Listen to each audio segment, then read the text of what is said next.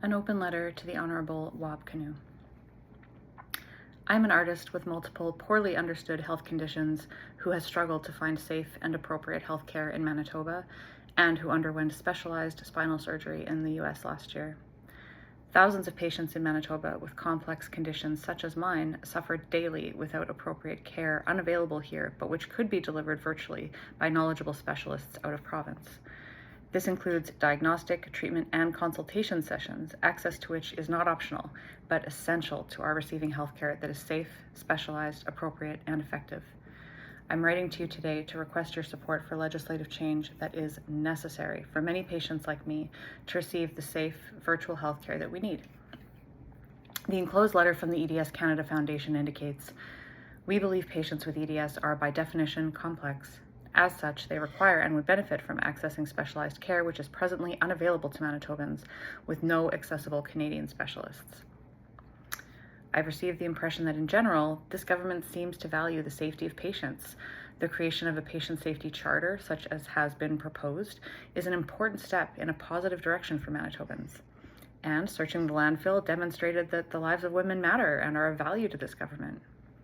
But there is also a significant need for increased awareness regarding the lack of safety for individuals with connective tissue pathology and other rare, complex, or poorly understood conditions. Patients like me are punished through unsafe or inappropriate care to a harmful degree. It does not make sense for Manitobans to suffer unnecessarily without specialized care pertaining to conditions they did not choose. My own health is negatively impacted daily by many stressors resulting from lack of care. Healthcare was something that rarely, if ever, crossed my mind before I experienced 7 motor vehicle accidents, which catalyzed symptoms of connective tissue pathology and tethered cord syndrome. Although 10 years passed from the time I began experiencing symptoms related to the latter condition to the time when I managed to advocate my own way to a self-funded diagnostic appointment with my US neurosurgeon. This has robbed me of many things, including the fine motor control required for my dream job and great love of being a musician. Consulting with Manitoba medical specialists has largely resulted in significant trauma, harmful ignorance, and medical gaslighting. A spinal rehab specialist even created a barrier to my receiving support through Spinal Cord Injury Manitoba, incorrectly reporting that I do not have a spinal cord injury when I was only a few short months post-op. I now have a family doctor with whom I have a very positive relationship, but still have yet to encounter a local spinal specialist with knowledge or willingness to learn about how I'm still affected by and recovering from spinal cord tethering. And I also have several other conditions for which it has been impossible for myself and others like me to even access diagnoses here in Manitoba, for example, craniocervical instability. My US neurosurgeon recommended I be referred to a spinal cord injury group, along with a team of specialists to oversee my care. And yet I have been entirely without specialized post-surgical recovery support on this side of the Canada-US border for 16 months, or most of my recovery. If EDS is as prevalent as suspected, it could affect over 5,000 Manitobans. I have contacted the Ministries of Justice, Health, and Public Service Delivery to no avail. The Minister of Justice, who by the way is my MLA as well, initially supported a separate legislative change I requested relating to MPI surveillance and the safety of vulnerable populations, adding that the first step was winning government. He indicated you were supportive of such legislative change as well at that time, and I voted with this in mind. However, this commitment was not fulfilled. The department has refused further communication, and the assigned legal counsel inappropriately proposed that my complaint through the Manitoba Human Rights Commission be dismissed without investigation. My life and my health were not valued. And from the time I contacted the Office of the Minister of Health in May 2025, my own safety as a local patient has only decreased. I did appreciate a policy manager assisting with a 6-month post-op MRI and consultation with my neurosurgeon, which I would have otherwise been unable to access.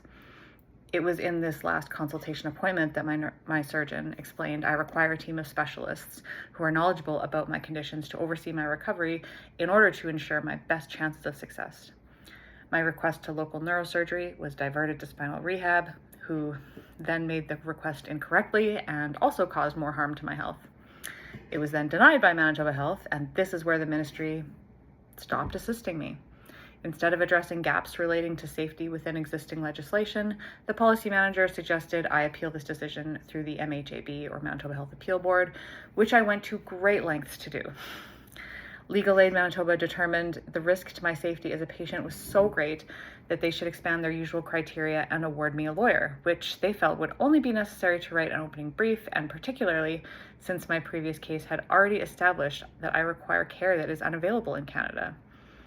My lawyer and I presented the best case we possibly could, and yet this did not result in the board ruling in our favor due to discrepancy surrounding international qualifications. As a result, my spinal surgery recovery continues to suffer without specialized care that I desperately need, along with many other patients who remain neglected by medical professionals in this province. Under the Accessibility for Manitobans Act, organizations must remove and prevent barriers through specific active standards. The law requires businesses, nonprofits, and public sectors to achieve barrier-free inclusion. But Manitoba Health is evidently exempt, as it presents barrier after barrier to complex patients by repeatedly denying access to care that is safe, specialized, and necessary, creating a two-tier healthcare system. Enclosed are the legislative amendments proposed by my lawyer to the Manitoba Health Appeal Board, which would essentially pave the way toward accessing safe, appropriate, and specialized health care that the patients who need it absolutely deserve. No human undergoing health challenges should be required to retain counsel or advocate for themselves as I have. And it is not right that on the other side of all of this advocacy, I still lack safe care. It is also important that you understand the many other ways patients like me struggle. The CPSM, for example, is failing individuals with poorly understood conditions such as mine by suggesting that complexity is a reason to avoid accountability for medical care that was supposed to help but instead caused harm. The Claimant Advisor Office also failed me by inappropriately advising me to withhold my spinal condition diagnosis, which they did not attempt to understand at all during my previous MPI-related hearing. Likewise, they failed me again when I was honest about this, and they withdrew themselves as my representation, causing unnecessary, significant delays toward my accessing support that I very much need during this time. And the Minister of Public Service Delivery, like the other ministries mentioned, has received but made no efforts to fulfill my request for a meeting about this. Once again, my life and my health were not valued. The enclosed letter from the Canadian Organization for Rare Disorders states, "A child's chance of receiving an early diagnosis or timely treatment should not depend upon where that child lives. Families should not have to appeal, fundraise, or relocate because expertise or treatment is unavailable in their province or territory. This should be true for all patients. The future of my life and my health are contingent upon the progress I make with my recovery right now. Patient safety must be prioritized. My experiences continue to indicate this is not happening, and particularly concerning patients with connective tissue pathology. I'm working very hard to rebuild my life, but it is not right that I'm doing so alone. I haven't been able to recover or return to work I love for quite some time as a result of vehicle accidents and patient neglect, but I'm making every effort to build a new artistic career that is safe and supportive of my needs. Without the ability to access specialized virtual care outside of Manitoba, recommended by my neurosurgeon, and without changes being made to legislation, such as recommended by my lawyer, I lack the ability to make the progress with my recovery that is necessary. I am only one of many Manitobans with my conditions, some of whom have already given up. Right now, it is only those patients with significant financial privilege who are able to access necessary out-of-country diagnoses, treatment, and ongoing specialized care for complex conditions.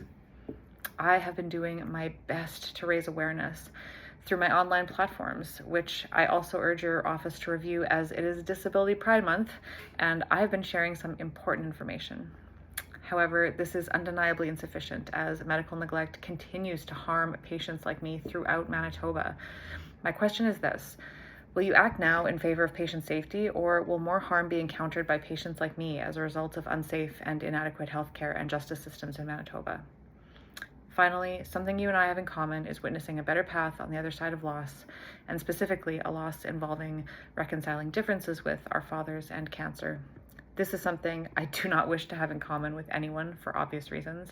However, I mention it here because we are among the select few who have seen much positive change come after and even because of significant pain.